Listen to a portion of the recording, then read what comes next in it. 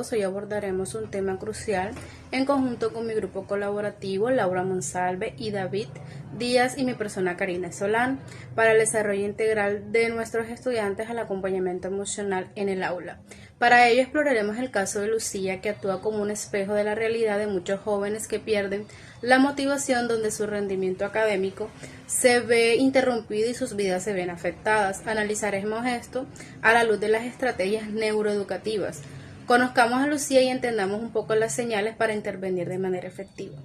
Joven de 14 años que cursa segundo de secundaria, hace solo unos meses era una estudiante destacada y curiosa y participativa, con una inclinación especial por las ciencias y el arte.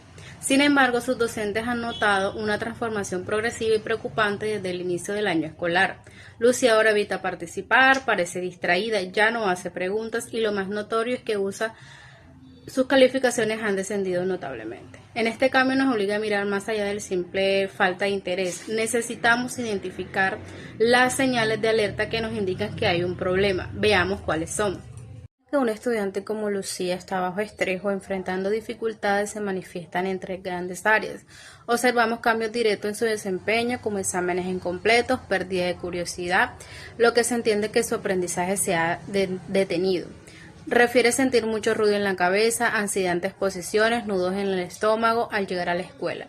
El temor intenso a equivocarse paraliza la acción, evita el contacto visual, tiene dificultad para concentrarse, presenta problemas de sueño y una pérdida general del interés en las actividades que antes disfrutaba. Estas señales nos indican que no es un problema de capacidad, sino de disponibilidad emocional.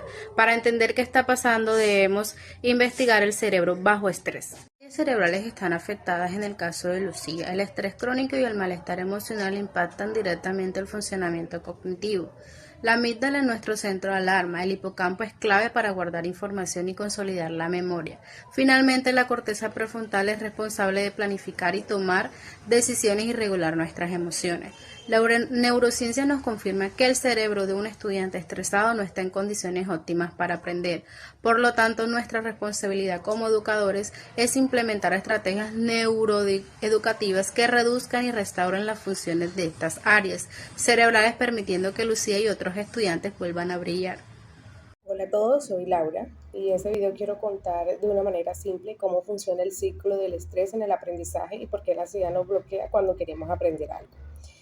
Cuando una persona está estresada por mucho tiempo, el cuerpo empieza a liberar cortisol todo el día y cuando este cortisol se mantiene alto, el cerebro empieza a funcionar peor.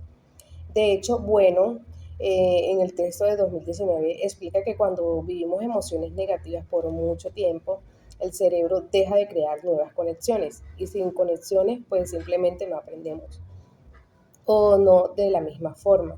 Por eso cuando alguien está muy estresado o ansioso le cuesta muchísimo concentrarse. El rendimiento baja, se desmotiva y hasta el sueño se vuelve como un escape, porque es un momento donde no tiene que pensar en nada. Ese ciclo más o menos funciona así. El primero es el estrés fuerte, que normalmente viene de problemas familiares o situaciones complicadas. Eso hace que se suba el cortisol. Luego viene el bloqueo mental, ese ruido en la cabeza que no deja enfocarse. Y de esa desmotivación aumenta todavía más la ansiedad. Y ahí es donde el ciclo se repite.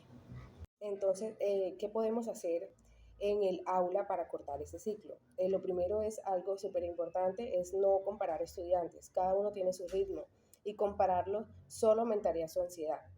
Segundo, reconocer los avances, incluso si son pequeñitos. A todos nos gusta que nos digan que estamos mejorando y eso sube la motivación. También es clave tener rutinas estables. Cuando el estudiante sabe que esperar se siente más seguro y eso baja la ansiedad. Ahora, en cuanto al apoyo emocional, lo primero es hablar con empatía sin juzgar. Por ejemplo, hablar con Lucía tranquila, validar lo que siente. Después, practicar la escucha activa. Darle espacio para que se exprese como pueda, hablando, dibujando, escribiendo. Y algo que parece obvio, pero no siempre se hace, es respetar su ritmo, acompañarla, no presionarla. En cuanto a las estrategias para aprender algo, eh, lo que ayuda muchísimo es dividir las tareas en pasos más pequeños para que no se sienta abrumada. También sirve usar sus intereses personales para motivarla. Si le gusta el arte o la ciencia, incluir todos esos aspectos en las actividades.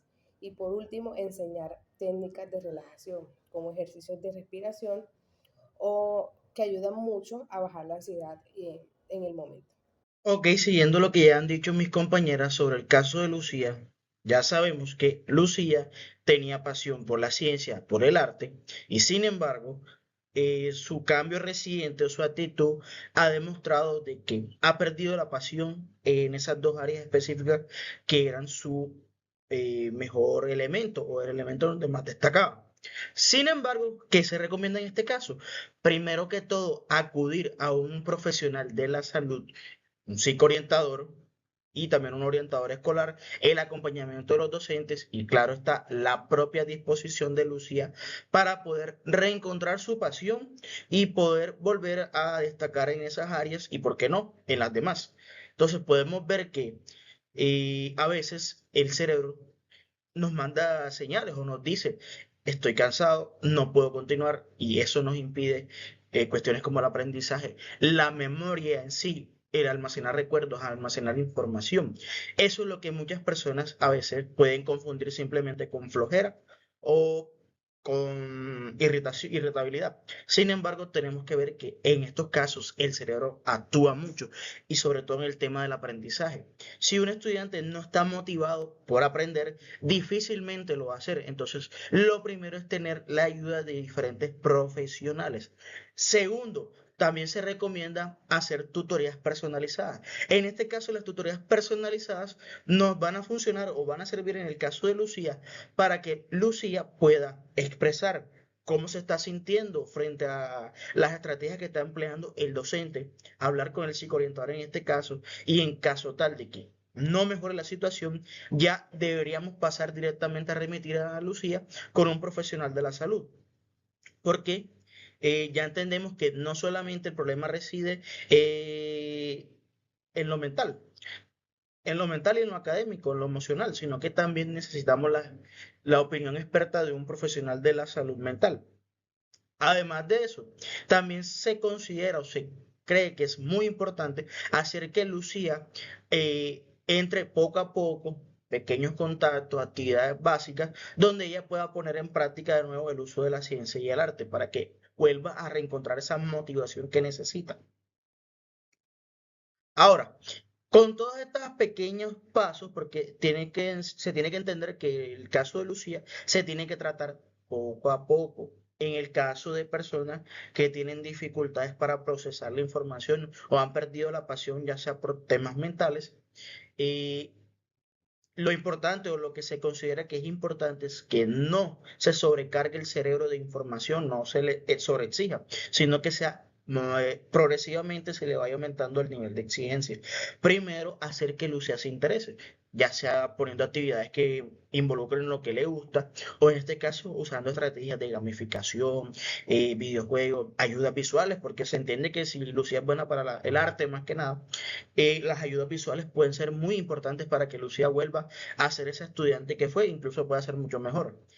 Además de esto, se busca que se recuperen las emociones, porque se tiene en cuenta, según la plasticidad y la neurociencia, que las emociones influyen demasiado en el tema del cerebro, en el tema del aprendizaje y en el tema de la recuperación o de captar la información. Además, con la plasticidad podemos variar los diferentes enfoques que se le pueden dar a este caso. Podemos hacer que Lucía poco a poco vaya de nuevo recuperando lo que ya estaba haciendo y integrarlo. ¿Para qué? Para que podamos ver cómo Lucía se adapta nuevamente a lo que ya sabía, a lo que ya hacía previamente, agregando nuevos conocimientos en este caso.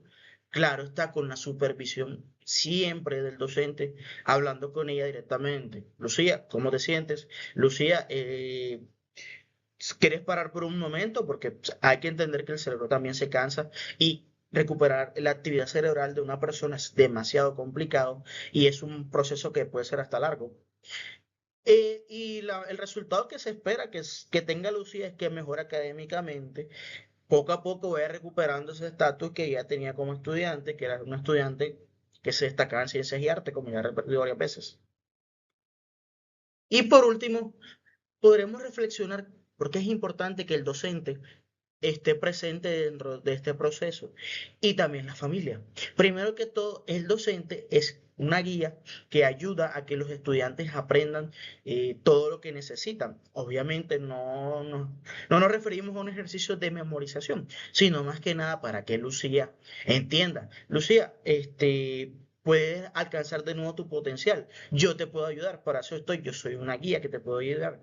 Entonces, muchas veces algunos docentes omiten que los estudiantes pueden tener problemas en su casa, una situación traumática puede afectar su capacidad mental y eso se repercute en su rendimiento académico o simplemente el estudiante poco a poco está perdiendo la pasión porque no le ve objetivo a memorizar cosas sin sentido.